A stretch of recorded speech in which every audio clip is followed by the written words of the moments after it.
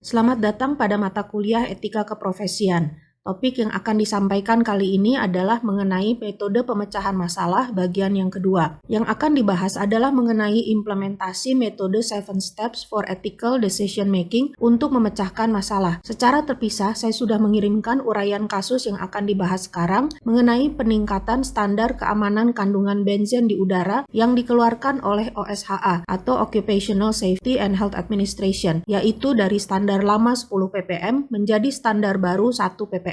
Bacalah kasus tersebut terlebih dulu sebelum mendengarkan penjelasan dalam video ini. 3 tahapan pertama ini dapat dilakukan secara bersamaan, yaitu yang pertama menentukan permasalahan, yang kedua mengumpulkan dan memeriksa fakta-fakta yang berkaitan, dan yang ketiga mengidentifikasi pihak-pihak yang terlibat, misalnya individu, kelompok, atau hal-hal yang dapat dipengaruhi oleh keputusan yang akan dibuat. Juga identifikasi faktor-faktor eksternal dan internal yang dapat mempengaruhi keputusan. Dengan melaksanakan ketiga tahapan ini, dengan kata lain kita sedang melakukan pemetaan masalah. Permasalahan yang muncul dalam kasus ini adalah adanya ketidaksepahaman antara OSHA dengan Pengadilan Tinggi yang bertugas mengesahkan standar baru. Ketidaksepahaman yang pertama adalah bahwa OSHA ingin melindungi para pekerja walaupun ada biaya mahal yang harus dikeluarkan untuk mempersiapkan alat pendeteksi benzen di udara yang lebih akurat dan dengan ketelitian yang lebih tinggi dibandingkan sebelumnya. Pengajuan standar baru yang lebih tinggi ini didasarkan pada adanya laporan keterkaitan kematian akibat leukemia dengan paparan benzen lebih dari 10 ppm di tempat kerja dan bahwa benzen sudah diketahui bersifat karsinogenik. Sedangkan Pengadilan Tinggi menganggap OSHA hanya memperhitungkan sejumlah kecil pekerja yang terdampak, padahal banyak pekerja yang tidak terdampak. Bahkan dengan standar maksimal 10 ppm pun, paparan benzen di udara sebenarnya seringkali lebih rendah. Dari penelitian yang dilakukan di industri petrokimia, dilaporkan bahwa 496 pekerja yang terpapar, sebanyak 53%-nya hanya terpapar pada level 1-5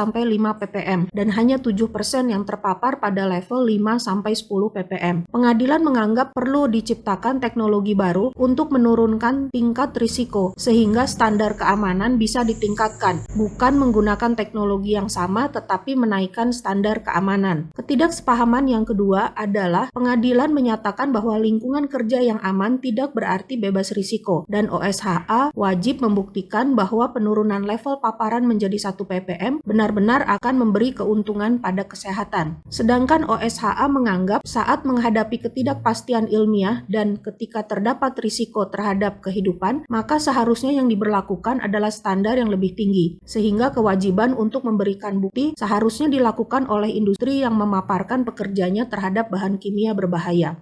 Namun demikian, OSHA dan Pengadilan Tinggi juga sepaham dalam beberapa aspek moral, yaitu bahwa membunuh atau membuat orang kehilangan nyawanya adalah suatu kesalahan. Yang kedua, tidak memenuhi ketentuan dan tanggung jawab yang telah disepakati adalah suatu kesalahan. Mungkin perusahaan sudah memenuhi ketentuan standar maksimal paparan benzen 10 ppm, tetapi belum dapat memenuhi tanggung jawab untuk memberikan lingkungan yang sehat dan aman untuk pekerjanya. Yang ketiga, membahayakan makhluk hidup dan keamanan orang lain adalah suatu kesalahan. Dan yang keempat, tidak seharusnya seseorang melimpahkan tanggung jawab yang lebih besar kepada orang lain daripada yang dapat ditanggungnya. Kita sering menghadapi ketidaksepahaman moral dan kontroversi dalam konteks kesepahaman. Ketika terjadi ketidaksepahaman, hal ini sering disebabkan kita tidak cukup jelas memahami fakta-fakta penting yang terdapat dalam masalah tersebut. Kita tidak dapat membahas isu moral dengan mengesampingkan fakta-fakta yang terkait dengan isu tersebut, sehingga kita perlu memperhatikan fakta-fakta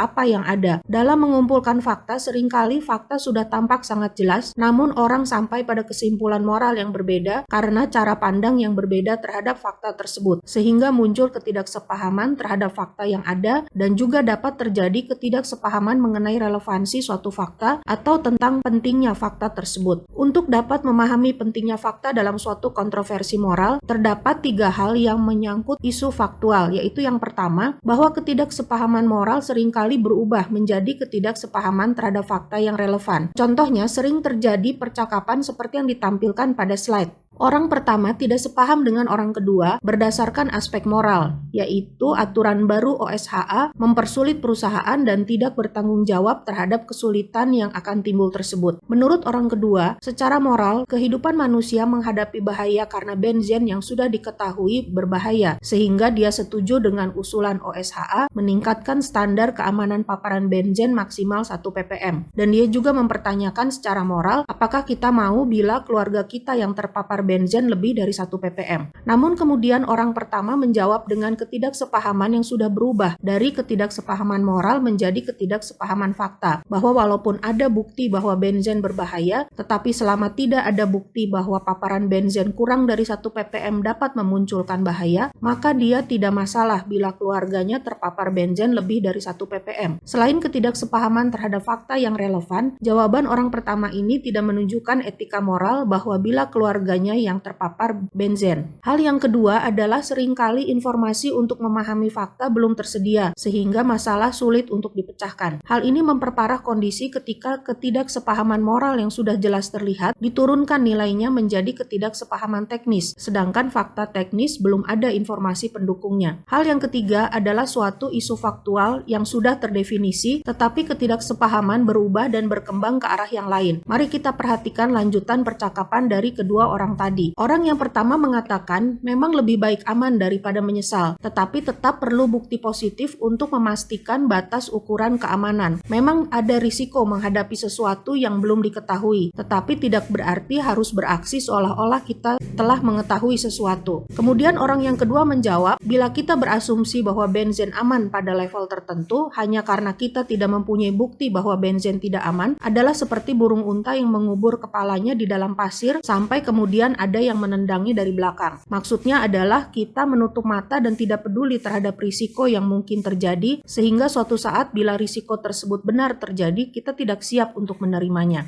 Kemudian orang yang pertama kembali menjawab, tetapi cara pandang seperti itu adalah seperti seekor anak ayam yang ketakutan karena mengira langit jatuh menimpa kepalanya, padahal hanya sebutir biji yang jatuh dari pohon. Artinya membuat kesimpulan terburuk berdasarkan bukti yang sangat sedikit. Dari sini terlihat adanya ketidaksepahaman terhadap cara memandang pentingnya keberadaan suatu informasi terhadap risiko yang dihadapi. Dengan seringkali terjadinya ketidaklengkapan informasi yang penting untuk mendukung fakta, maka untuk menghadapi risiko, sebaiknya kita lebih memperhatikan masalah kemungkinan atau probabilities dibandingkan dengan kepastian atau certainties. Untuk dapat melaksanakan hal tersebut dan mengurangi munculnya ketidaksepahaman, maka perlu dikembangkan standar-standar untuk risiko yang masih dapat diterima atau acceptable risk. Akan lebih mudah bila kita memiliki fakta-fakta dan informasi yang diperlukan untuk dapat memecahkan masalah yang berhubungan dengan sesuatu yang serupa yang pernah terjadi. Tetapi kita pun ingin mengetahui akibat-akibat apa yang akan terjadi dari berbagai pilihan, sedangkan pada saat yang sama banyak ketidakpastian yang dihadapi. Penting untuk membedakan tidak hanya antara fakta yang relevan dan tidak relevan, tapi juga antara fakta yang diketahui dan fakta yang tidak diketahui informasinya. Dalam hal ini, sejumlah fakta yang belum diketahui dengan lengkap informasinya menjadi kurang penting dibandingkan dengan tingkat relevansinya atau kepentingannya. Berikut ini adalah kata-kata kunci yang perlu diperhatikan dan dipahami saat membahas suatu isu etik, yaitu antara lain kesehatan, keamanan dan kesejahteraan masyarakat, konflik kepentingan, penyuapan atau penyogokan, pemerasan, kerahasiaan, rahasia dagang atau rahasia perusahaan, atau teknik rahasia atau resep rahasia, kemudian kesetiaan, dan yang terakhir adalah ketidakjujuran. Kata-kata kunci ini akan dibahas lebih lanjut pada kuliah-kuliah etika keprofesian yang akan datang. Bacalah kembali contoh kasus yang diberikan dan pahami konflik atau masalah yang timbul dengan menggunakan 3 langkah pertama dalam metode 7